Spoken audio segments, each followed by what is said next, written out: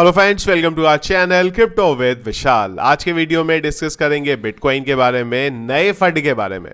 उस फंड का impact already market पे पड़ चुका है। रात को ही मैंने आप लोगों को टेलीग्राम पे बता दिया था। डिटेल में थोड़ा डिस्कस करेंगे क्या वो फंड है, क्या और ज़्यादा डैमेज मार्केट हो सकता है या यहाँ पे हो गया हुआ है। इसके अलावा आज का दिन वैसे भी वॉलेटाइल रहने वाला है सीपीआई डेटा की वजह से। एफवीआई ने एक टोकन बनाया है, यहाँ पे क्या है सारी चीज़ें इसके बारे में आज के वीडियो में डिस्कस करेंगे। सबसे पहले चलते हैं क्रिप्टो एनालिस्ट पे। मार्केट कैप 2.2% डाउन, वॉल्यूम की बात करेंगे 4.6% डाउन। इन्फ्लो का कोई डेटा रात 12 बजे से अब तक देखने को नहीं मिला है। कल के दिन एक इन्फ्लो का डेटा था 2920 बीटीसी का।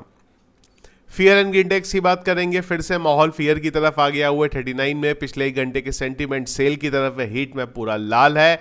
बीटीसी 2.56% डाउन, इथीरियम 2.12% डाउन अभी यहाँ पे चल रहा है। चार्ट में चलेंगे क्या हुआ, जो हमारा एक इंपॉर्टेंट एरिया था, जो मैंने आप लोगों को कल टेलीग्राम के ऊपर भी बोला था कि चिंता की बात नहीं है, हम लोग अभी भी सपोर्ट जोन पे है। एक अपडेट और वो एरिया हमारा यहाँ पे टूटा, और उसके बाद जो अगला एक्चुअल में सपोर्ट है वो है हमारे पास 59,200 की रेंज में, जो एक्चुअल में सपोर्ट है। पर करंटली जब वीडियो बना रहा हूँ मैं, बिटकॉइन का प्राइस है 60,805, और अगर आप देखेंगे जो विग लगी वो लगी हमारी 60,317 तक। इंपॉर्टेंट जो सबसे बड़ी चीज़ है फिलहाल वो समझने की है यहाँ पे थोड़े बड़े टाइम फ्रेम में, जो कि हमारा वीकली टाइम फ्रेम या फिर मंथली टाइम फ्रेम पे क्या हुआ। ये जोन था जहां पे बार बार हम लोग रिजेक्ट हो रहे थे। इवन अगर हम मंथली टाइम फ्रेम पे आए ना तो ज़्यादा बेटर है। तो ये वो एरिया था जहां पे बार बार बिटकॉइन के प्राइस को रिजेक्शन देखने को मिला है। वीकली टाइम फ्रेम पे अगर आप इसकी बात करेंगे तो जो अगला एरिया है हमारे पास सपोर्ट का वो आता है यहाँ पे 50,000। अगर कुछ बड़ा इंपैक्ट होता है तो रात में मुझे लगा था शायद वो जो हम लोग बात कर रहे थे कि ये एरिया टच होगा वो शायद हो सकता है यहाँ पे। क्यों? क्योंकि इसके पीछे का एक बड़ा अपडेट है। यहाँ पे बड़ा अपडेट था ये यहाँ पे। तो क्या हुआ है, यूएस में 4 क्रिप्टो करेंसी कंपनीज को और 14 इंडिविजुअल को यहाँ पे क्रिप्टो के प्राइस मैनिपुलेशन के यहाँ पे क्रिमिनल चार्जेस उनके ऊपर लगाए गए। बड़ी चीज थी ये। 4 बड़ी कंपनियों के नाम और 14 इंडिविजुअल। यहाँ पे कुछ ऐसे नाम हो सकते थे। ऑलरेडी जो कंपनीज है वो बड़ी हैं। अगर आप यहाँ पे गॉडबिट की बात करोगे, ZM Coin की बात करोगे, CLS ग्लोबल की बात करोगे, माइट रेट की बात करोगे, इसमें से कुछ है हेज फंड और कुछ है यहाँ पे मार्केट मेकर। मार्केट मेकर का कॉन्सेप्ट भी मैं आपको बताऊंगा। इसके बाद ये जो 14 इंडिविजुअल के नाम थे ये बहुत इंपॉर्टेंट थे, और मैंने ये चीज़ बोली भी थी आप लोगों को टेलीग्राम के ऊपर यहाँ पे कि ये कोई बड़ा नाम कोई बड़ा नाम हुई तो नई आफत यहाँ पे आ सकती है। पर आफत जो है यहाँ पे अभी खत्म है। जो और ज्यादा मार्केट यहाँ पे तगड़ा क्रैश हो सकता था 50,000 के लेवल तक अगर कोई बड़ा नाम इस लिस्ट में होता है यहाँ पे। पर कोई बड़ा नाम नहीं है। हाँ, बड़ी कंपनी जरूर है, पर वो कंपनी सारी की सारी मार्केट मेकर्स की हैं। थोड़ा सा मैं आप लोगों को ब्रीफ जो है इस चीज का यहाँ पे दे देता हूँ। जब आप क्रिप्टो करेंसी मार्केट की बात करते हो यहाँ पे, और हम लोग वॉल्यूम की बात करते हैं, चाहे मैं एक्सचेंजेस पे एग्जांपल लेके चलता हूँ मैं यहाँ पे। अगर आप एक्सचेंजेस पे वॉल्यूम देखते हो ना, ये जो ट्रेडिंग वॉल्यूम आ रहा है 24 घंटे का 12 बिलियन आ रहा है। कॉइनबेस के ऊपर 1 बिलियन आ रहा है, बाइबिट के ऊपर 3 बिलियन आ रहा है। या फिर आप ये क्रिप्टो करेंसी टोकन्स की बात करते हो, जहां पे इन टोकन्स का जो वॉल्यूम है 24 घंटे का, लेट से मैं शिबा इनू की बात करता हूँ। एक बार मैं आप लोगों को चार्ट खोल देता हूँ यहाँ पे, फिर थोड़ा सा इजीली समझ में आएगा। और अगेन मतलब ये इसको नेगेटिव वे मत लीजिएगा, मैं शिबा इनू के बारे में बोल रहा हूँ, सभी का ये हाल है। अगर आप वॉल्यूम देखोगे तो 24 घंटे का वॉल्यूम है $316 मिलियन का। एक्चुअल में ये इतना वॉल्यूम नहीं होता है। एक्सचेंजेस का भी, टोकन का भी, इसको काफी हद तक मैन्युपुलेट किया जाता है, और ये मैन्युपुलेशन करने का काम करते हैं मार्केट मेकर यहाँ पे, वॉल्यूम को चेंज करने का। जो हम जब देखते हैं तो वो हमें बढ़ा हुआ देखता है। जो रिपोर्ट्स बोलती हैं और जितना मैं मार्केट मेकर से मिला हूं, जितना बात होती है, एटलीस्ट 30 से 40% जो मार्केट में आपको वॉल्यूम देखने को मिलता है वो मैन्युपुलेटेड होता है, वो चेंज किया गया होता है। मैं ये लोअर साइड में आपको बोल रहा हूँ यहाँ पे 30 से 40% का। तो ये जो कंपनीज हैं जिसमें से CLS की बात हो रही है, CLS ग्लोबल, ये दुनिया के बड़े मार्केट मेकर में से आता है, जिसका काम ही ये है कि आप एक टोकन को लॉन्च करोगे, उसके बाद ये आपके वॉल्यूम को चेंज करेगा और एक लेवल पे थोड़ा बहुत प्राइस को भी मैनिपुलेट यहाँ पे कर सकते हैं। तो उन्हीं की अगेंस्ट में ये सारी चीजें हुई है यहाँ पे। अगेन शिबा इनू के पे मत चले जाना, बाई चांस शिबा इनू खोल लिया है मैंने, तो कई लोग निकल जाते हैं कि यार आप शिबा इनू पे बहुत नेगेटिव हो, हर बार शिबा इनू के बारे में बोल देते, बाई चांस शिबा इनू आ गया है यहाँ पे। ये वो रिपोर्ट है पूरी की पूरी। जिसमें उन सब कंपनीज के बारे में बात हुई और वो इंडिविजुअल्स के बारे में बात हुई है। तो कोई ऐसा इंडिविजुअल यहाँ पे नहीं है जिसकी वजह से हमें कोई बहुत बड़ा यहाँ पे मार्केट क्रैश होता हुआ यहाँ पे देखने को मिल जाएगा। तो कोई बड़े इंडिविजुअल यहाँ पे नहीं है।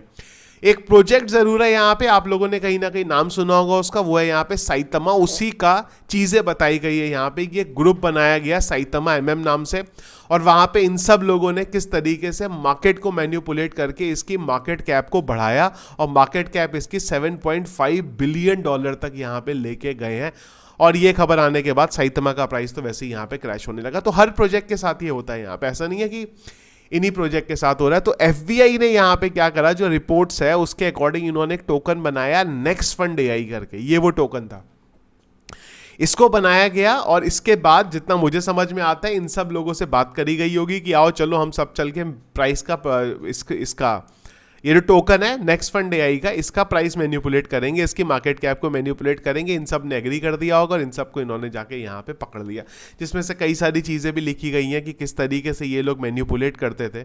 ये यहाँ पे एक टेलीग्राम ग्रुप बनाया गया था साइतामा एमएम नाम से, और यहाँ पे किस तरीके से ये लोग USDT भेजते थे और उसके बाद अलग अलग वॉलेट से उसको मैनिपुलेट करते थे। अब ऐसा है ना, ये ऐसा नहीं है कि इन्होंने ये बहुत बड़ी डिस्कवरी बता दी है यहाँ पे, ये होता ही है और ये सालों से होता है। और खाली क्रिप्टो मार्केट में नहीं होता है, बाकी भी मार्केट में होता है यहाँ पे, पर हर बार पकड़ लिया जाता है क्रिप्टो मार्केट को। क्यों नहीं एक स्टॉक मार्केट में एक कंपनी बनाई जाए और वहां पे प्राइस को मैनिपुलेशन को देखा जाए कि क्या उसके प्राइस को वॉल्यूम को मैनिपुलेट किया जाता है, पर वहां कोई नहीं जाता है।